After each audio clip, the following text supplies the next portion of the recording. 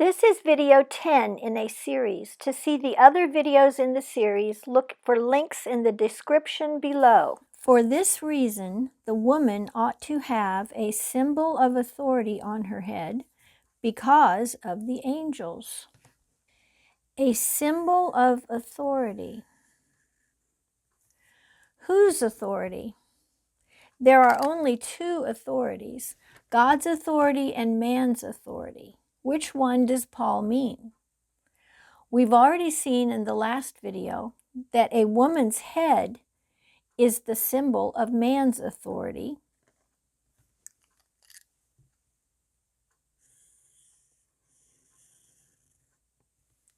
So what makes sense is that the covering is a symbol of God's authority. God's authority is higher than man's authority. In fact, man was given his authority by God in the first place.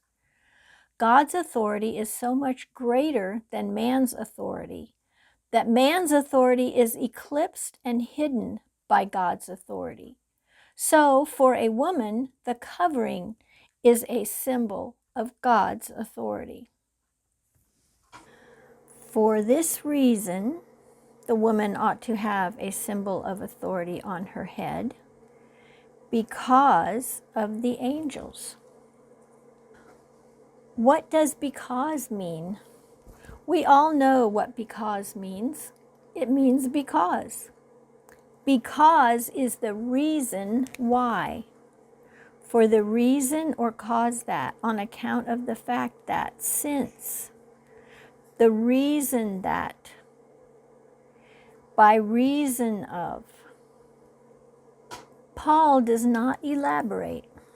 He does not tell us exactly how the angels are a reason for the woman needing to have her head covered.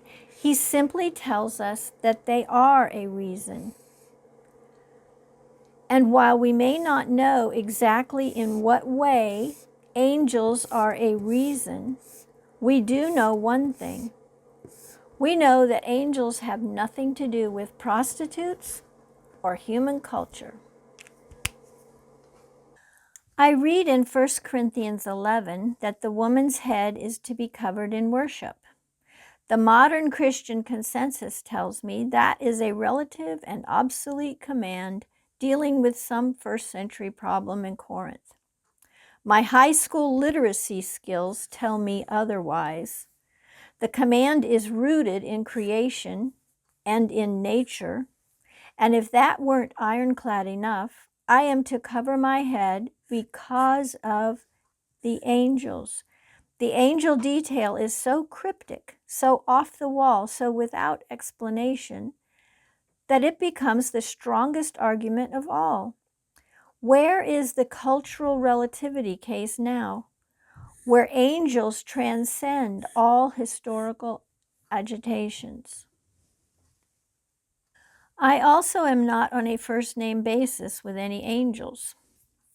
But what I do know of them, they do not care about the culture of men on earth. They are doing crazy spiritual things like being part of the innumerable hosts, worshiping the Almighty and ministering to the saints. So because of the angels pretty much dismissed my cultural argument against it in about half a sentence. Angels are mysterious, but there are some things that we do know about them.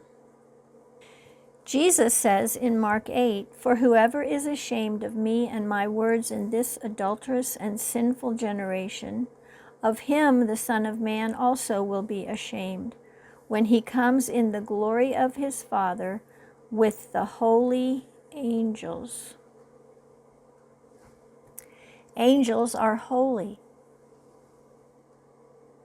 Isaiah 6 says, "In the year that King Uzziah died, I saw the Lord sitting on a throne, high and lifted up, and the train of his robe filled the temple. Above it stood seraphim. Each one had 6 wings. With 2 he covered his face, with 2 he covered his feet, and with 2 he flew. And one cried to another and said, Holy, holy, holy is the Lord of hosts. The whole earth is full of his glory. Angels cover their faces and feet in the presence of the Lord.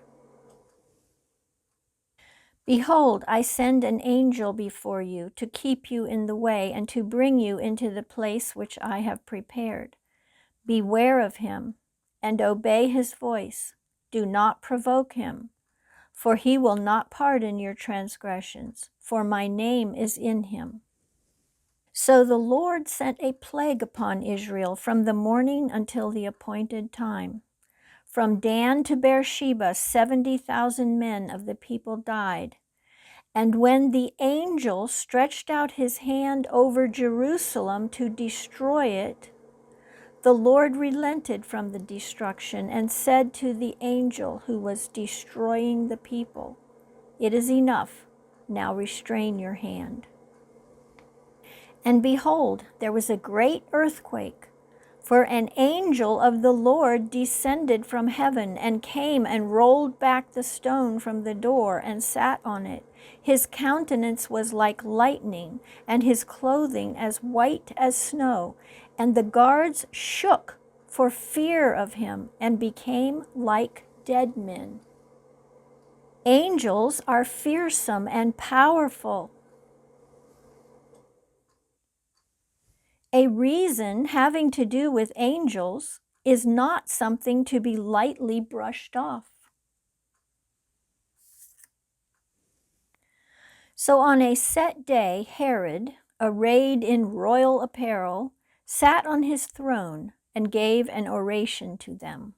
And the people kept shouting, The voice of a God and not of a man. Then immediately an angel of the Lord struck him, because he did not give glory to God. And he was eaten by worms and died. Angels are zealous for God's glory.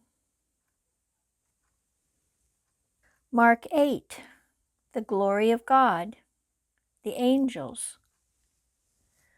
Isaiah 6, the glory of God, the angels.